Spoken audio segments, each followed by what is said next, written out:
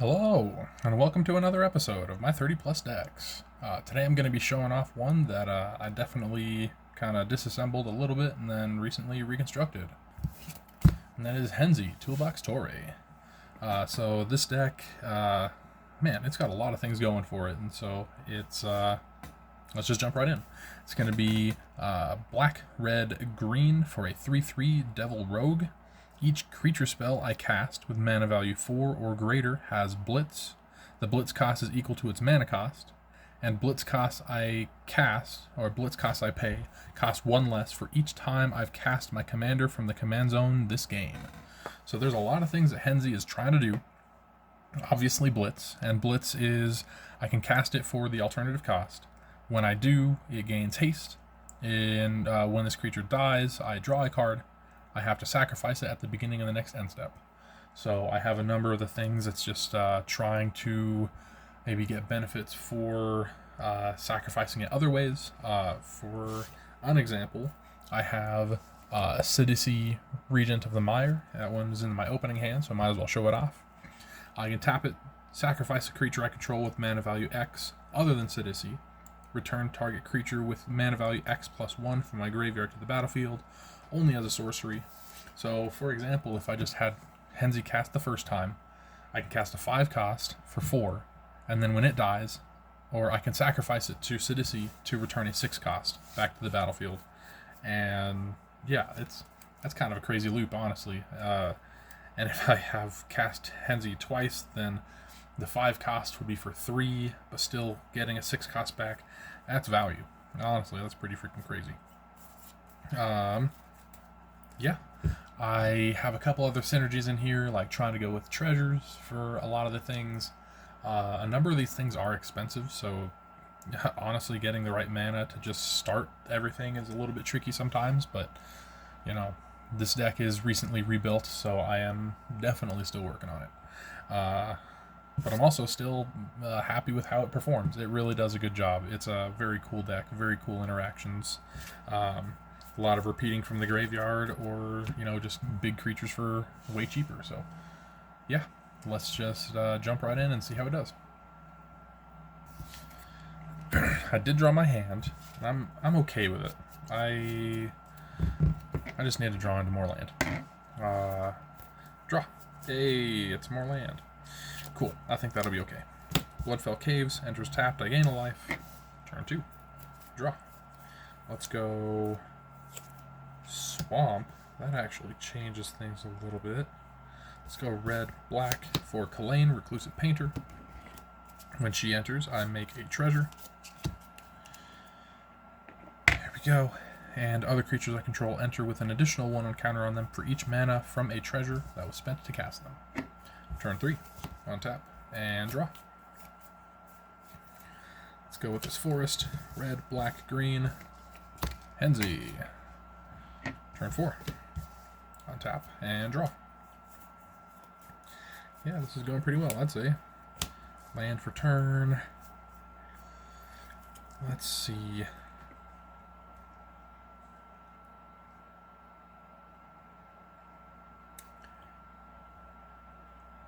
I could do that a little bit and try and ramp a little bit, I suppose. Sure. 1, 2, 3. World Shaper. Blitzed. Whenever it attacks, I may mill 3 cards, and then when it dies, I return all lands from my graveyard to the battlefield tapped.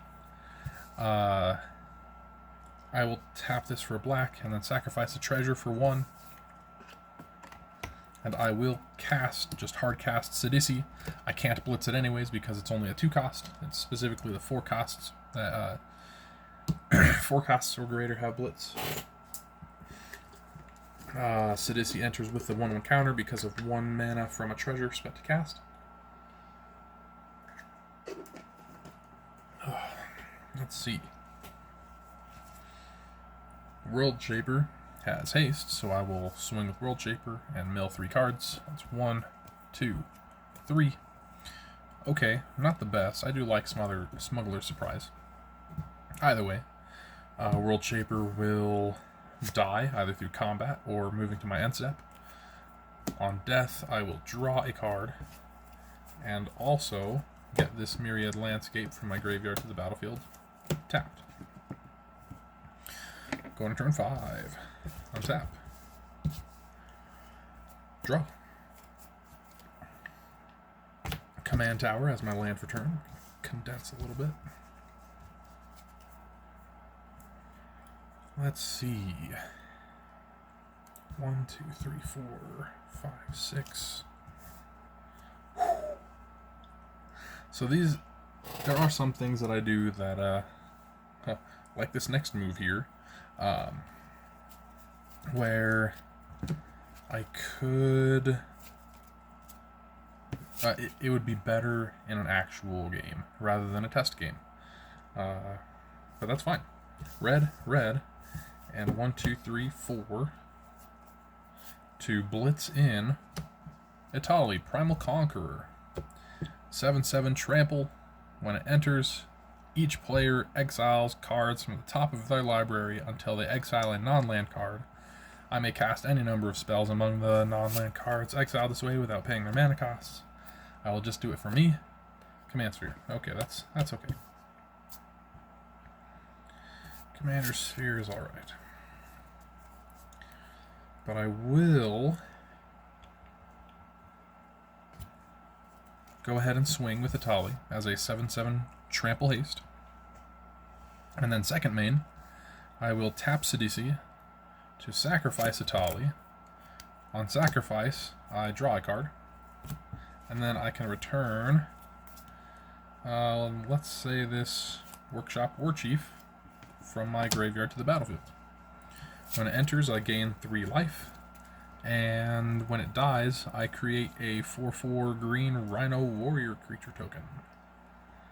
But I'm not keeping track of my health, so I'm not worried about that. Let's go to turn 6. Untap. And draw. Okay, 1, 2, 3, 4, 5, 6.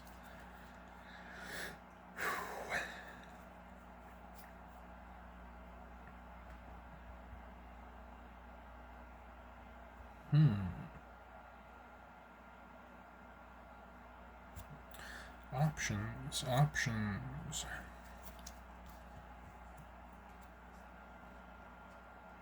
There is a part of me that wants to crack the Myriad Landscape, but since I'm able to do things without cracking it, I think that I'm okay.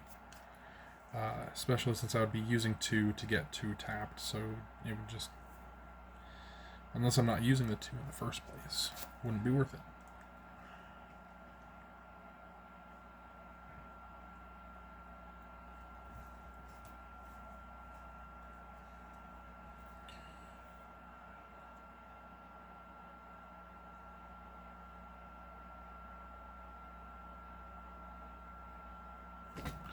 Interesting.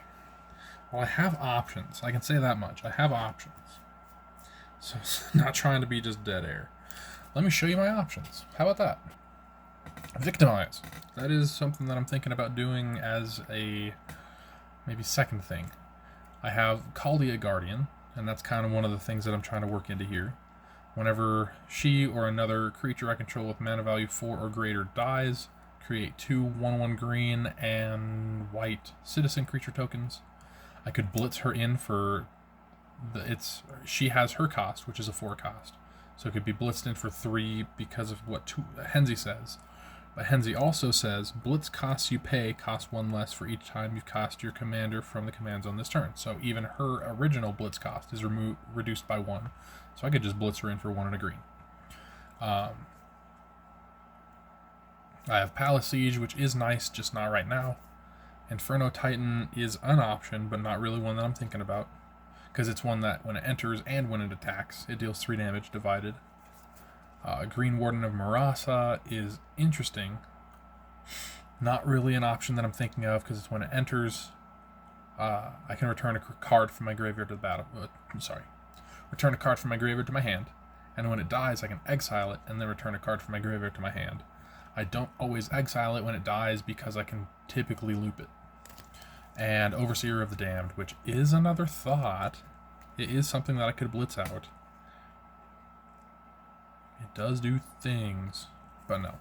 I think that what I'm going to do, I'm just kind of thinking of sequencing. Caldia Guardian, Blitzed.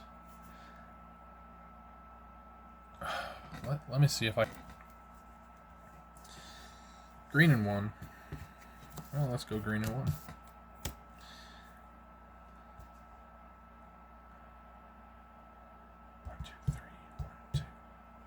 If I'm just doing these, then I might as well actually see if I can go...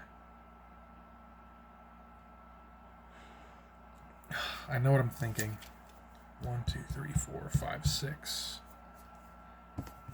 I did get an extra land from that. I don't actually know if I missed a land drop or whatever. Let's just do it. Let's just do it. Like this. Green and 1. Blitzing in Caldia Guardian. Whenever she or another creature with mana value 4 or greater dies, create 2 1/1 green and white citizen creature tokens. I can...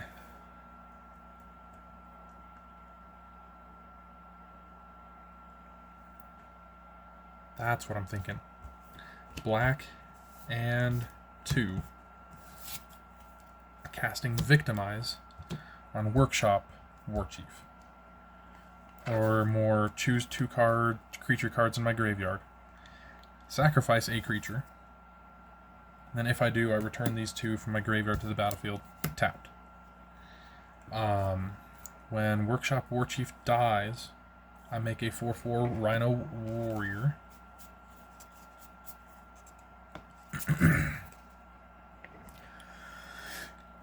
Let's see. Also, when he dies, he had mana value 4 or greater. So I make 2 citizens. And then Atali re-enters. And let's do Atali things. Explore. Okay. I'll draw an extra card. And...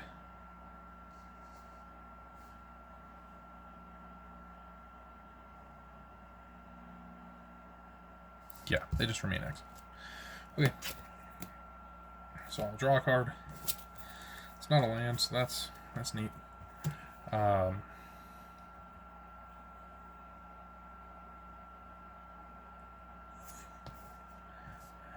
then I can excuse me. I can technically swing with Caldia Guardian. But either way, I'm wanting to... I guess even if I don't, I would be tapping Sidisi, sacrificing Caldia Guardian, which is making me 2 more citizens, and drawing me a card because she was blitzed in. And I get my Workshop Warchief back. And I did draw into a swamp, so I can play that. Sadly, I did not draw into anything else. Otherwise, land-wise. Otherwise, I'd be able to play it, which is freaking cool. That being said, I did draw into an Elegy Acolyte. I would not want to... Would I not want to? No, let's do it. Black and 1. And I will blitz in Elegy Acolyte. Which, I guess thinking about it now, that's not the best idea, but no, that's not the worst idea. Yeah, blitzed in. I'll move to my end step. And at the beginning of my end step, a non-land permanent left the battlefield. Multiple did. So I make a robot. And then I will sacrifice you for end step and draw a card. I'd say that still helps. Let's go to turn 7. Untapping.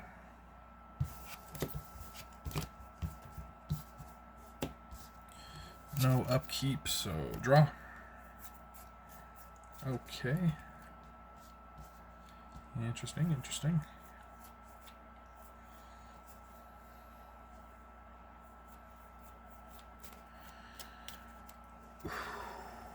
Very, very quiet. Let's go black, red, green, and 2. For Kresh, the Blood Braided. And Kresh is a 3/3 and has whenever another creature dies, I may put X 1 on counters on Kresh, where X is that creature's power. I can go black and 1 for Umbral Collar Zealot. Sacrifice another creature or artifact to surveil 1, which is awesome. Very, very nice.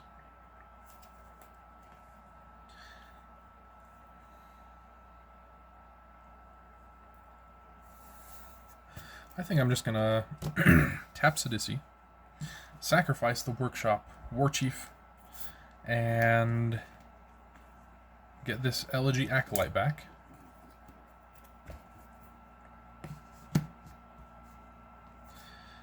Then let's see. I need to condense because man, I just have so many freaking creatures. It's crazy. I have a lot going on right now, man. This is a trigger for Kresh because that Workshop Warchief is a 5/3, so he gets 5/1 encounters, make him an 8/8. That's awesome.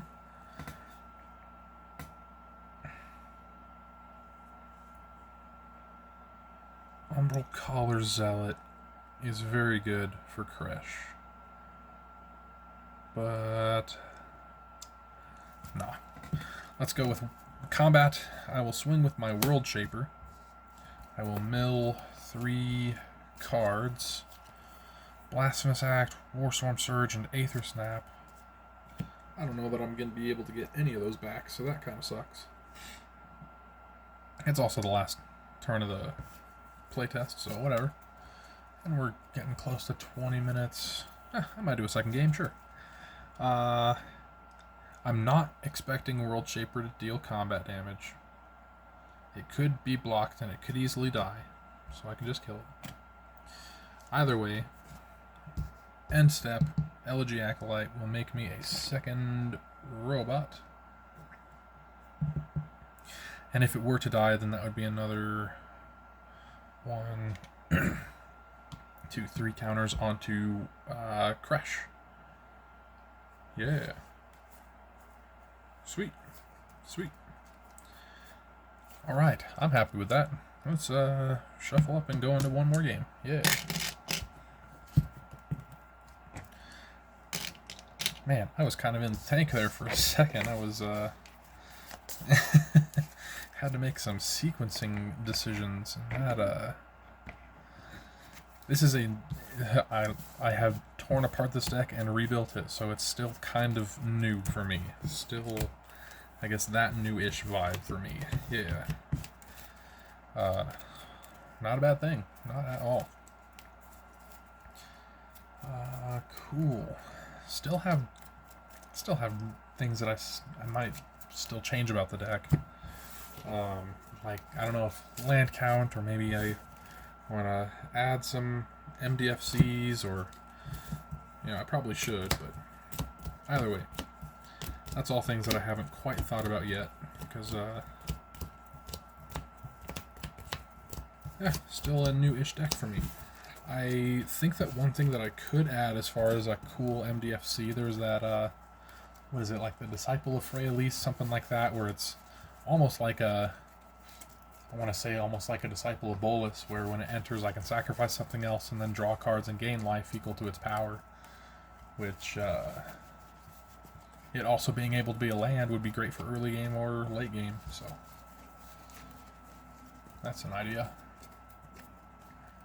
Pretty sure that I have an extra, so it's not like it's an unreasonable thing for me to go through my things and find, so either way, that'll be for changes for a later day. For right now, I'm still kind of happy with this build. Ooh, that's plenty of land. That's 2 cost, 4 cost, 2 cost, 5 cost, 7 cost. But I can run with it. Yeah, I can run with it. Now let's go. Turn 1. Draw. Ooh. That changes everything, doesn't it? Almost. Okay, let's go swamp. Go to turn 2 and draw. Let's go... Yeah, let's go with this forest. Green and 1, explore. I draw a card, and then I will play swamp. Go on turn 3, untap, and draw. Shadow Blood Ridge. I can tap 1 and it to get black and red, so I can just kind of double these up and have that black-red. Well, let's see. I think I would like to keep on ramping.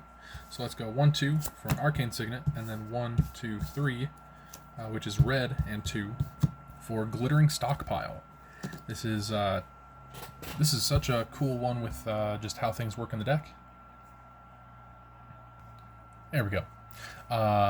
It's an artifact treasure. I can tap it to add a red, put a stash counter on Glittering Stockpile, and then I can tap it, sacrifice it, add X mana of any one color, where X is the number of stash counters on Glittering Stockpile.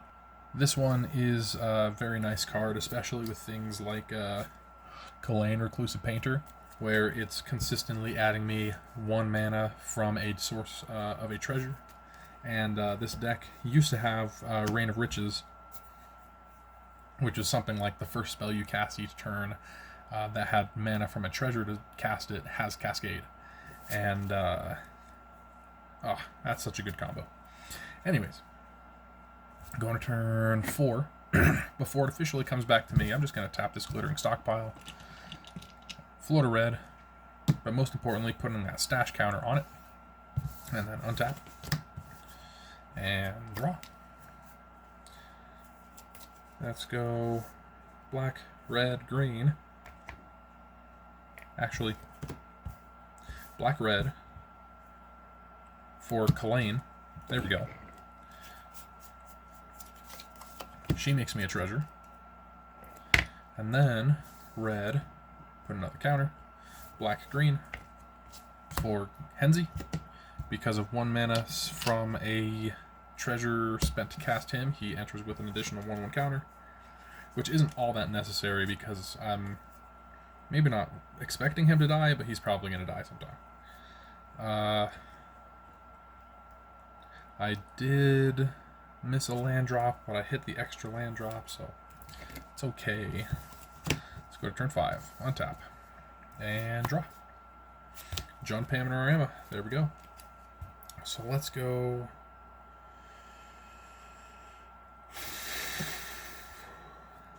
green, green, and 1, 2, 3, 4, 5. 1, 2, 3, 4, 5, 6, 7. Yep. Just goes into Zendikar Resurgent right now. Yeah. Hold on. Not the treasure. Use the Glittering Stockpile. 1, 2, 3, 4, 5, 6, 7. Yes. So I still have that treasure. Not like I can use it for anything, but that's all, one big next turn, I guess. Let's go to turn 6.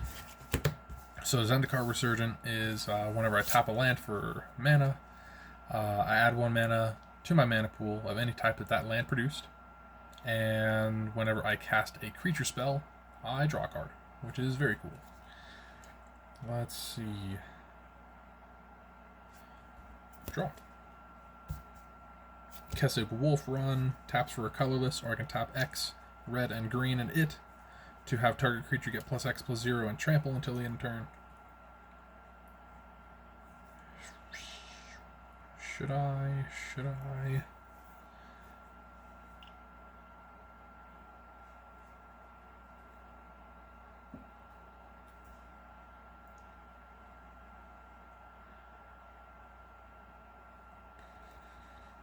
1, 2, 3, 4, 5, 6.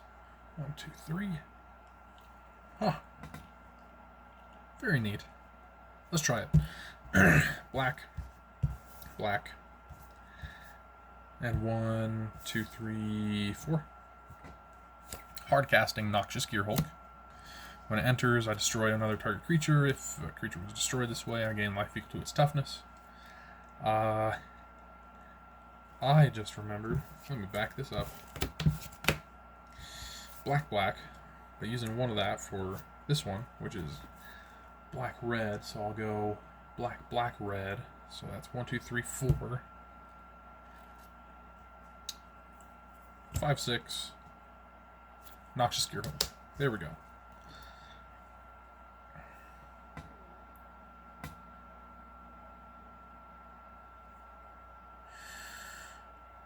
On cast, I draw a card.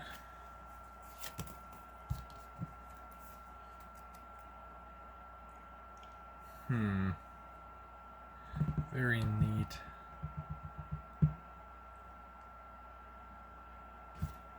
Yeah, it's a little bit funky, but I think that I'm just going to move to my end step. On my end step, I'm going to go green with the Arcane Signet, red, this Glittering Stockpile, black with this Swamp. There's an additional black, but whatever. Riveteer's Charm. I will choose the middle mode, exile the top 3 cards of my library until my next turn. Until my next end step. I may play those cards. So this being at the beginning of my end step, I have a whole nother turn rotation to cast Titan of Industry, Chaldea Guardian, and Woodfall Primus. That's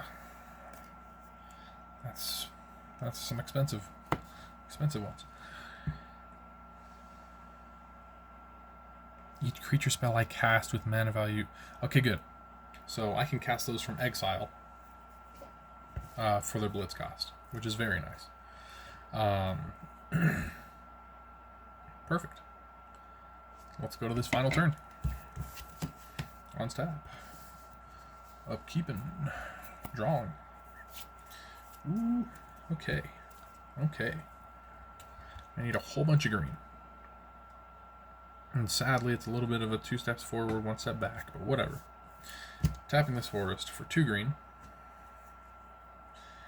And then I'll play my land for turn, which is Daragaz's Caldera. When it enters, I sacrifice it unless I return a non-layer I control to my hand. And then tapping that for green. So right now I have 4 green. 5 green, 6 green,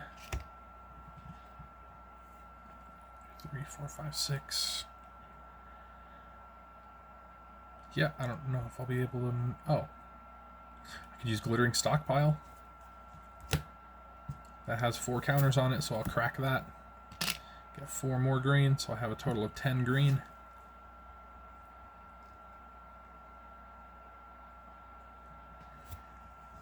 Let's see what I can do. Right.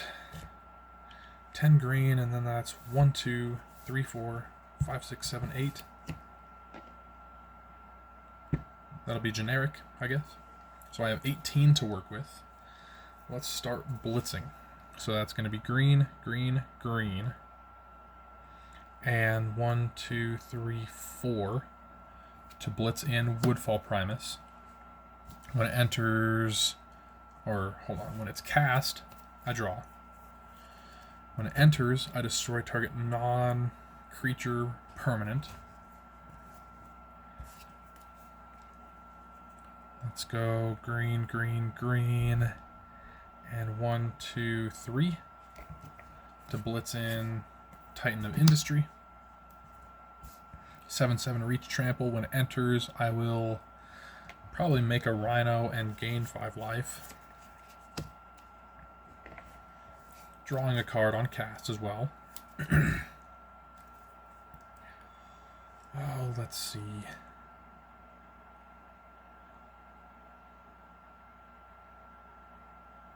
Might as well. That'd be green and 1. Oh, this is perfect. Green and 1 to blitz in Chaldea Guardian. On cast, I draw a card.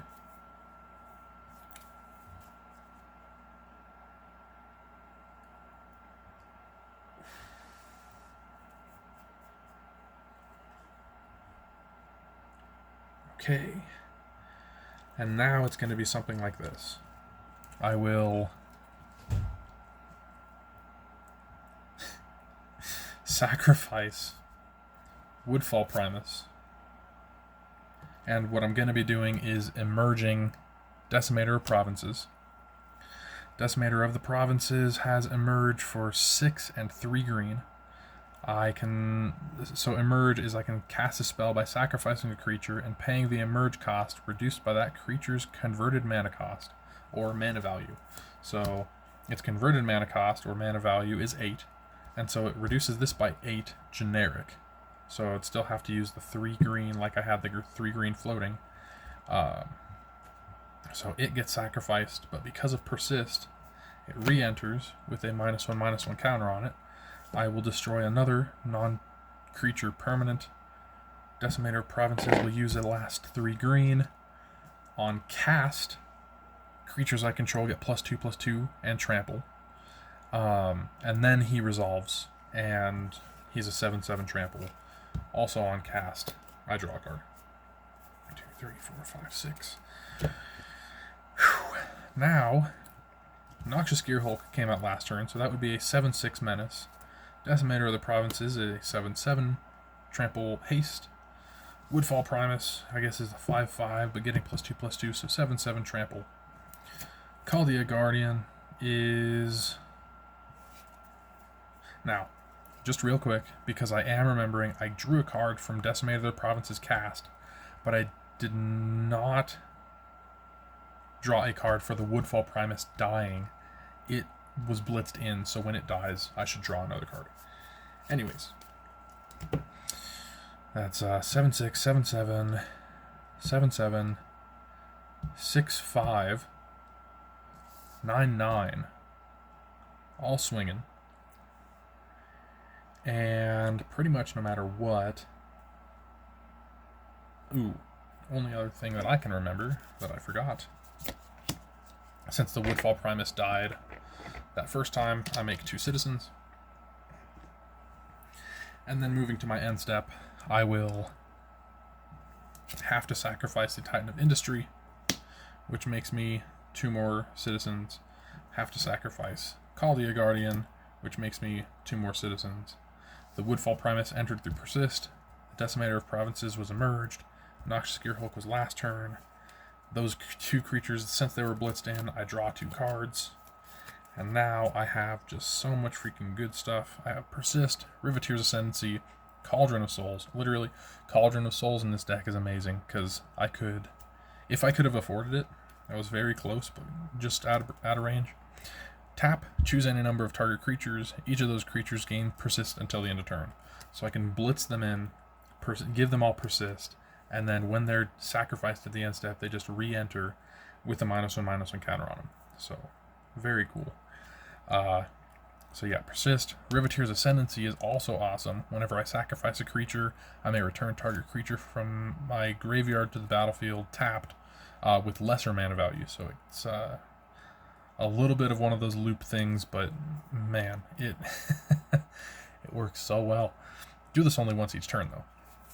Cauldron Souls, Artisan of Kozilek, 9 cost, 10/9, Annihilator 2, but specifically whenever you cast the spell, which could be Blitz cast, you may return target creature from my graveyard to the battlefield. So 2 creatures for 1. Swamp, Rogue's Passage, Forest, Mountain, Myriad Landscape. So yeah, very cool deck, very fun deck. Something where it's I do not regret tearing it apart in the first place, but I'm very glad that I knew that I was going to put it back together. Very glad that I got to putting it back together. Yeah, very much so. Yeah, hope you guys enjoyed. That's Henzie Toolbox. Heck yeah. Hope you guys have a great rest of your day, and I will see you in the next one. Later.